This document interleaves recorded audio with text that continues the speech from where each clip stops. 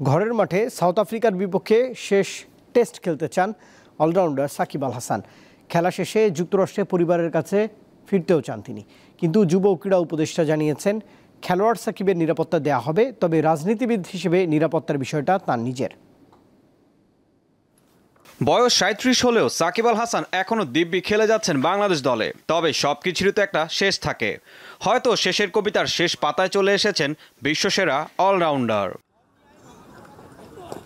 কানপুর টেস্টে মাঠে নামার আগের দিন সংবাদ সম্মেলনে অবসরের ঘোষণা দেন তিনি।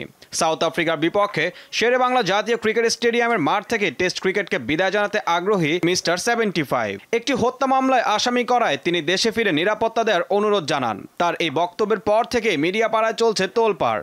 এ নিয়ে বিসিবি থেকেও জানানো হয়, কারো ব্যক্তিগত নিরাপত্তার দায়িত্ব তারা নিবে না। নতুনদের আসার সুযোগ তৈরি করে দেওয়ার জন্য সাকিব দেশে ফিরবে কি ফিরবে না এ নিয়ে যখন সরগরম চারিদিক, তখনই সাকিবের ইস্যু নিয়ে মন্ত্রণালয়ের অবস্থান পরিষ্কার করলেন যুব ও ক্রীড়া উপদেষ্টা আসিফ মাহমুদ সজীব ভুঁইয়া।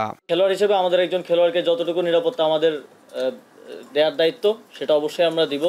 তিনি দেশে আসলে আমরা সেটা দিব। এবং তো জনগণের পক্ষ থেকে যদি নিরাপত্তা ঝুঁকি থাকে সেটা কেউই কাউকে আসলে দিতে পারবে না। শেখ হাসিনাকেও তো নিরাপত্তা দেওয়া যায়নি, তাকে দেশ ছেড়ে পালাতে হয়েছে। তো সেই জায়গাটা রাজনৈতিক বিষয়টা পরিষ্কার করা প্রয়োজন বলে আমি মনে করি। তাই আপাত দৃষ্টে মনে হচ্ছে কানপুরের বৃষ্টিবিঘ্নিত টেস্টই হয়ে থাকবে সাকিবের শেষ টেস্ট।